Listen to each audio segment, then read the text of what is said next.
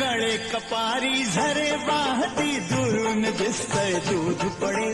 उई श्रावण महिन्यात असं वाटतं